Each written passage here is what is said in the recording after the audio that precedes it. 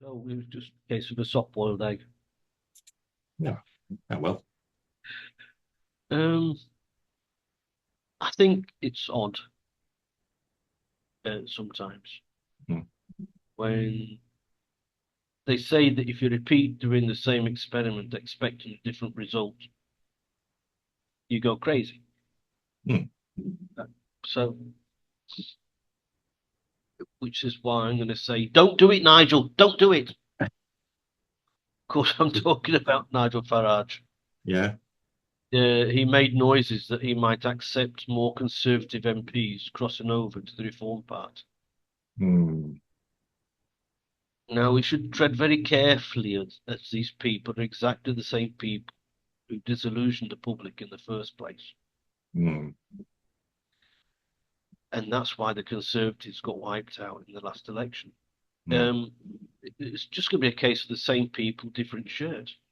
Mm. Uh, Nothing's going to change. No.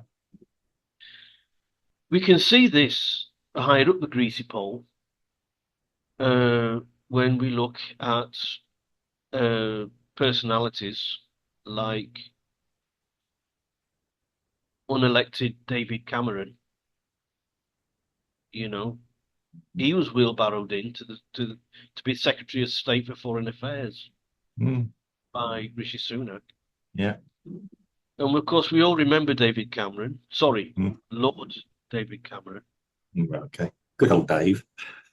Yeah, the same guy who turned his back on the country, turned his Mm. back on the Prime Minister's job because a referendum didn't go in the way that he would have Mm. liked. Of course, then we have Boris Johnson, unelected Boris Johnson. He Mm. was, I think, he's unelected. I don't think he was elected, re-elected. I'm not really sure No, about no, that. he got re-elected. No, no, the partyship came in, and yeah, he won. He stood and won an election. He Yeah, stood and won an election. Yeah, in this latest election. yeah, not like one. Oh, sorry, Okay? we're talking. Yeah, I'm talking about now. You see, I'm talking yeah. about now. I'm talking about. I don't know if he was re-elected No, no, either. I don't think he was re-elected. No, no, he's been. Right, right. So anyway, he's thrown himself in the mix. Yeah. And I don't know if it's to be the next Conservative Party leader, Mm. or because he knows that the Rishi Sunak's going to go out Mm. and what's it called, Patel might be taking over the pretty Pretty Patel. Patel. Oh, she's yeah, yeah. Okay. Yeah, but I don't know if Boris Johnson's sort of trying to get into her good books. Mm. But for some reason, he he's been rubbing shoulders with Donald Trump. He went to he went to the States Mm-hmm. to meet with Donald Trump, trying to tilling Nigel Farage's ground, Well, yeah, of course, yeah. which is like, I'm sure he's done that in the past, but with women, you know, Well, he's I he's wouldn't like to he's making cuckolds of please. I've not well, long had. Yeah, I've got my dinner coming soon. I'd like to enjoy it. Yeah, I don't want to be yeah. thinking about him doing anything with. Yeah. So, But anyway, I mean, we all remember him being ousted for yeah. blatant lying. He's just a liar, he's a barefaced liar. Well, okay, fair enough. We Yes, knew that. well, That's not a shock. But yeah. I know it isn't, but I mean, that's what he is. You got to call a spade a spade, Well, yeah. Yeah, he'd probably call it a fault. Just yeah. right? So, and Labour are not much better, right? Since they were elected in, Yeah. unelected and dismally failing MP hopeful Ed Miliband. They've drafted him as energy secretary. Oh yeah, yeah, yeah. That was a good He one. made the. This is the same guy who found it difficult to eat a bacon sandwich. You know, I'm not going there quickly. Have we finished? Just finished with Boris about that. So yeah, yeah. yeah. And he was also responsible for one of the Labour's worst political campaigns in the history. Well, yeah, You yeah. know, It's so much so that his brother David, he he went to the US to live. His brother David is the more sane of the two. You know, Well, I like yeah, he's doing quite well in the US. yeah, So also in the Labour Party, rubbing shoulders with the current administration yeah. is Tony Blair. Of course, yeah. Well, he's not going to Right? disappear. Yeah, Yeah. yeah. Now I don't know if sorry, Sir Tony Blair. Sorry. I don't care. I don't care what he is. Good old It's, Tony. Call me it's Tony. Yeah, excuse my ignorance. yeah, cool. Yeah. Um, Now I don't know if it's because he thinks that Starmer's not going to last very long, Well, he's or not alone there. Yeah. right, well, or he he wants to sort of talk people around uh, because of his Institute for Global Change, Oh, yeah. Yeah. That. Yeah. Yeah. you know. So that could be why he's sort of sniffing around. But even so, these people, these Blair, Miliband, Mm. uh, Johnson, and Cameron are all losers, man. They're all losers. Well, They were all either kicked out or were pathetic or right. compulsive liars. Yeah. Yeah. And yet these political parties are drafting them back in. What do they expect? What should the public expect? But more of the same. More of Mm. the same. Yeah. So, these sort of hangers on, these sort of people coming back on the rebound, Yeah. um, they're like sharks, they smell blood, they start to smell blood. Uh, and they're all looking for these opportunities to try and get get more of the king's shilling, as the case may be, or as the case may be, really, the public purse, to be Well, paid public purse. I thought, no, I think they still want to do public service myself. I think So basically, it looks like it's going to be Ghost of Christmas Past in the political oh, world, God, don't. right? So they're going to do things that we've seen them done before. I know in Blair's case, he's into Ukraine and all this. Oh, yeah. Globalist And agenda. Yeah. Yeah. I'm sure Okay. I'm sure he's got some fibs to tell about that as well. Hmm. So what I think, from my point of view, Farage needs to give a leg up to the grassroots of the reform activists. You're only going to get a different plant if you let it grow from Yeah. the Well, ground up. that's And Farage is in a position where 4 million votes in the last election, is almost there. He can culture the grassroots into mm, his way of yeah. into his way Well, of a picking. sensible way. Yeah. Right. Yeah. He doesn't have to do it at the last minute anymore. He can vet this time. He can vet Yeah. coming into the party Yeah. properly without Mm. leaving it. He had like a 3 week, 3 or 4 week Oh, window. yeah. He Well, decided to, you know. right. Okay. Yeah. We talk about conspiracy theories. It's obvious what what happened there. Yeah. Right. And Mm. you know, and he can add another flavour to the Houses of Parliament and not rely on damaged goods, which are the Conservatives wanting to join the reform. Right. Otherwise, Okay. you're just going to get the same old, same old. Yeah. Same. Over to you. Right. Okay. Well, you call these guys losers, which I find interesting. I don't disagree, but you're forgetting one thing. They're elitist losers. Yep. You and I will fail and be kicked and punished and, yeah, trodden on. These guys are so well connected. Oh, sorry. Yeah. Yeah. They sing the same hymn sheet. I mean, yeah, as I said before, there is no.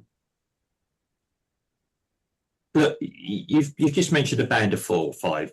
when you look between them, irregard of what party, what affiliations they're supposed to be with, they're the same. All the same. They could be interchangeable. You know, I could put, it's like, I used to have a game where you put pegs in a hole and jump across and trying to, they're all sizes for fitting. Yeah, all the same. Snakes and They're the ladders. same. Yeah, well, yeah. Snakes and ladders, that's what we play, snakes and ladders. These guys don't. Yeah, do we ever feel sorry for a politician when they fall from great? Well, when they fall, no, they're not, you know, they playing the game. But, yeah, I mean, when you look at it, I mean, you said one, Boris Johnson. Boris John isn't really a team player in their score, but he's still part of them. He's the renegade. They keep him sweet, and he'll be playing with them for them. He did get stabbed in the back. I quite like Johnson because I can see who he is, and that was always the appeal. I'm not saying I liked what he is or who he is or any other facets of his existence, but I can see that. I do honestly believe that a few of the policies he decided were because of other reasons. But yeah, external forces, not necessarily from a globalist high level, from something a bit closer to home as well. Yeah, get back to Joe Biden again. But yeah, I do think that it's, yeah, this is the merry-go-round that's going on, and we're not meant to understand it. As I said before, when I saw a podcast the other day, it made sense that we're not meant to be making sense of it because we're not meant to be. It's not meant to make any sense. These people are playing us like nobody's business, and I wouldn't mind. It's not even devious. It's right in front of our faces. There's two things being: either they honestly believe we are not noticing, and they know we are, or they just don't care. Which one do you think it is? Yeah. I'm going to be careful what I say in like things that happen. Why people are accepting it, they're going to get away with it. Now, we're very careful in this podcast not to get too political, as it were. But in London on the 27th of July, there's a gathering of ordinary people. Yeah. I don't know what sort of political affiliation this is all about. I've heard about it. I'm not sure that everybody's lent their name to it. We all know who's organising it. We did a podcast about Mr. Robinson a while ago, Tommy Robinson. Yeah, make of him what you will. I personally do have some very mixed feelings about him.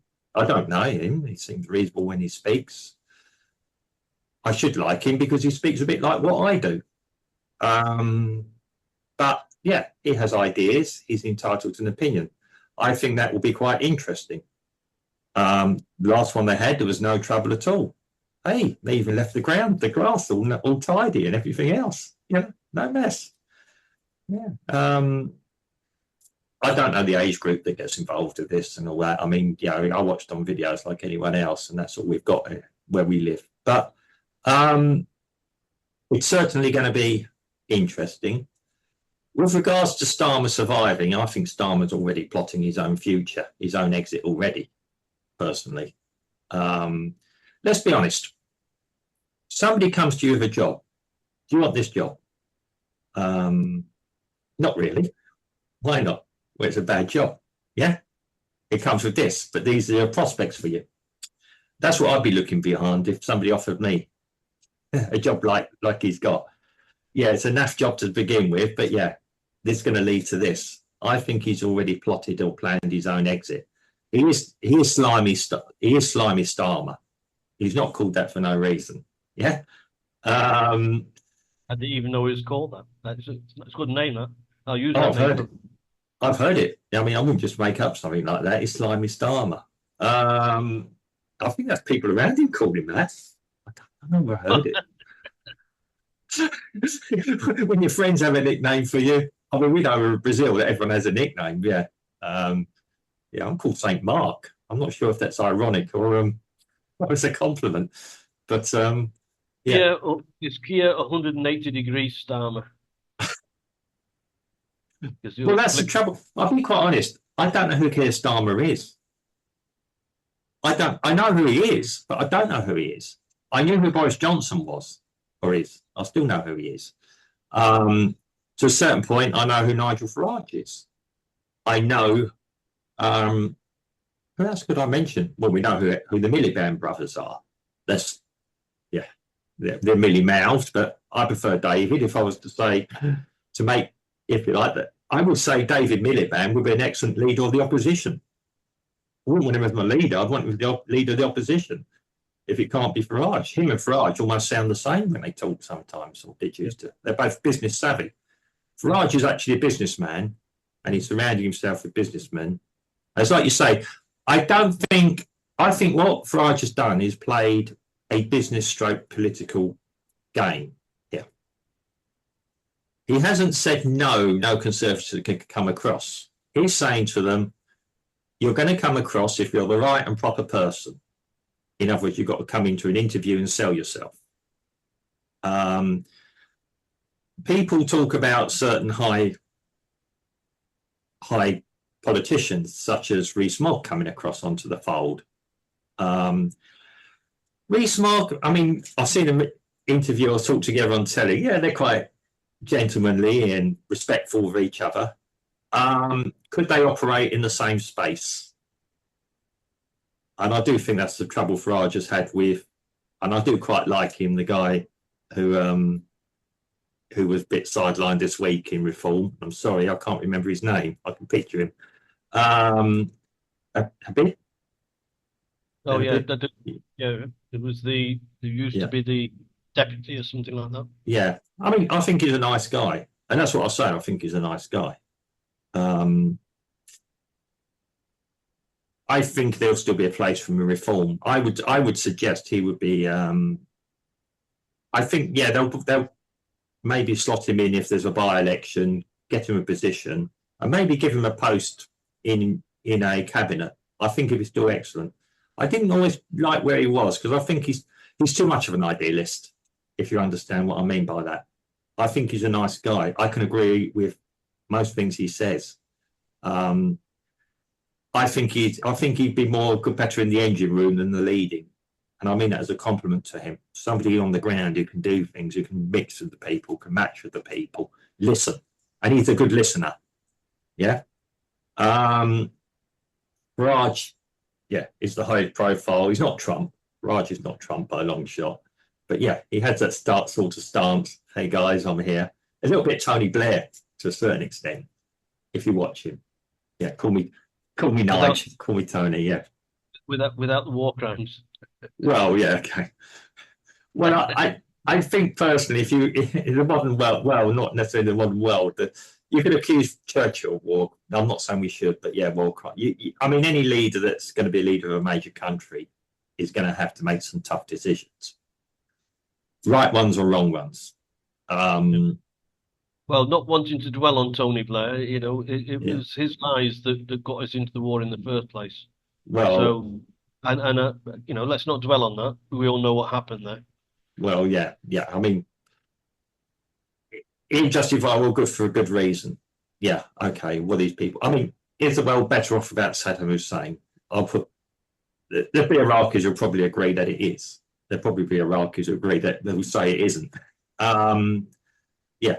Saddam Hussein was actually overall, yeah, I'm going to pray that possibly quite a balanced leader. But obviously, I've got family connections there, so I'll be careful how much I say. Not careful, but yeah, I don't mind what I say. Saddam Hussein had a balance. He had Christians in his cabinet, not nice Christians, but Christians nonetheless.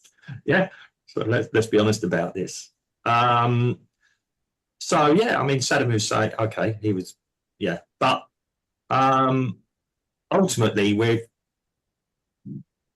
again, it's all about the confusion. And I honestly believe these leaders all want their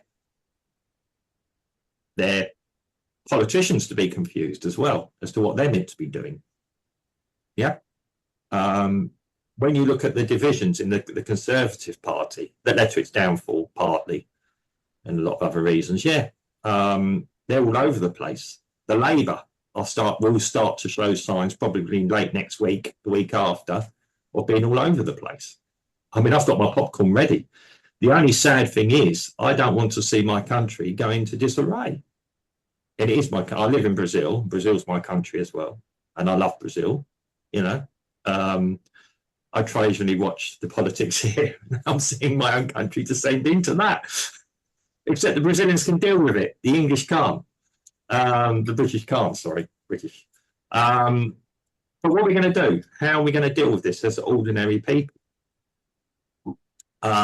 We live in a democracy, inverted commas, that only 35% of the people voted for the winning administration, in effect. There are decent, I mean, with reform, yes, it could take some from the Conservatives, not lock, stock and barrel. Those that are probably decent, even those that probably we've not heard of, who've been quite decent all the way through, have tried to do the right thing. There's got to be a massive recruitment process and a very robust one. For instance, yeah, I will say for reform, my local area, I'll be quite honest, the guy who was up for the reform that I had to withdraw him said a very heinous thing in public. I'm sorry, but I couldn't get behind that either. It threw me into a bit of turmoil when I was considering it, and it certainly struck him off the list. I was then faced, I could have voted for reform, or anyone could have voted reform, but it meant we wouldn't be getting a politician anyway. We'd just be putting the reform vote up, yeah? Share the votes up. Okay, if I'm voting for someone, I want to vote for someone. I'm not on some idealistic trip here. I'm not saying reform was the best idea. It's the best possibly we got at the moment. I don't know. That's the problem. We don't know. It's going to be a case of what Donald Trump said to the black electorate. He says, you know, what you've got to lose, because Reform are only going to get elected if Labour gets it wrong, just makes the country worse than what it was under the Conservatives. I can't imagine the electorate in general voting Labour out to vote the Conservatives back in, because you know they're going to have to put an alternative, and I think the alternative is exactly this reform. Well, I think the Conservative Party in its current form is going to become a minority party. It's it's traditionally it's the oldest party in the world, and all this. It's a shame. You can't live on past successes. No. It's the here and now. Not even what's in the future. It's the here and now that matters at the moment. Even because the populations are being renewed, you know, the kids of today are the voters of tomorrow. Well, you know, if everybody lived forever, you know, then you could argue that the Conservatives, looking back and saying, well, you know, traditionally we were the people that are 500 years old are going to say, yes, I remember that. I'll vote in you. But okay. You're going to get these new generations, and they're going to have their own ideas. I thought it was funny in the UK that they showed pictures to youngsters of the politicians, the lead, you know, and the only one they recognised was Nigel Farage. Yep. They didn't know who the others were, really, because he's a publicity. He is. He's a self-publicist. He's brilliant at it. Yep. Margaret Thatcher was, in effect, as well. She knew what she was doing. Let's be honest about it. Keir Starmer doesn't have the personality. I think, I will admit, I do this sometimes. I don't like to know I don't judge my politicians on who they are, how good they're efficient they are at their job. You know, the chief executive officer doesn't have to be the clown of the party, as it were, you know, just do the job. But I do look at it this way. I'd be honest, if I met Tony Blair and Keir Starmer, who would I probably relate to better? Tony Blair. Probably have a bit of a joke. I know people that have met him and said he's actually quite a nice chap. Disagree with everything he says, but he's quite a nice chap. On essence, in the room, talking to people. Yeah, whatever else goes on. Keir Starmer probably doesn't say anything. And then I look at the other side. Boris Johnson, I'd probably relate to. I'd probably have a joke with him. Probably talk about a few different things. Rishi Sunak, sorry, you'd leave me cold. I wouldn't know what to say to you. But again, that doesn't suggest competence running a party. They're the figureheads, though. I don't want them to be tyrannical. They should be able to not micromanage. They should, and I think Rishi Sunak is a micromanager. I think Starmer is a micromanager. Looking at them, the trouble is they get it all wrong. Okay, now we're talking about Priti Patel. I think she's quite I think she's quite intelligent. Yeah. I think she's renegade sometimes. Yeah. She's got personality. Yeah. I think she'd be a good. I think she'd be another good leader of the opposition. I'll be quite honest, or an opposition. Yeah. I don't think she would be very good in reform. It's a it'd be interesting. I mean, they're talking about Braverman going over to reform. Again, she is a hardline Tory, conservative. That's her values, and I respect that. I think there'll be a very shrunk Conservative Party, possibly of actual people that actually believe in what they believe in, which I respect. And I respect that for Labour people. I respect that for anyone reform. I respect that. And that's democracy. That's what it should be, not this uni-party nonsense we've got at the moment. I think when it comes to reform, I think the new people who are going to be standing for reform need to have a certain flair. Yeah. Which what we call the average run-of-the-mill MP doesn't have. It's going to be the people. It's going to be the People's Party. The Labour have become too elitist. Well, with all due respect, a multi-millionaire. Okay, a lot of them can be made and everything else, but a lot of them have come into it. Yeah, are not going to be able to relate to me. Have they ever been up and going to work at 6 o'clock in the morning covered in grease? But I'm not saying, I'm not going back to the old socialist Labour, I work in Pitt, I want my son to work in Pitt. I'm not saying that. I mean, even somebody who's been in journalism is probably, like Johnson or somebody else, has probably met grassroots people, been on the street, as it were. Same things. But ultimately, they're still privileged people. I think that where Nigel Farage is different. I mean, Nigel Farage and me are totally different backgrounds and people, but he has had a proper job. He's done a 9 to 5. He's had the stresses that we've probably had at some point in his life, having a business. He may have come from a bit of money, grammar school and everything else, but he's still somebody that had to graft a bit. Don't do it, Nigel. Don't do it.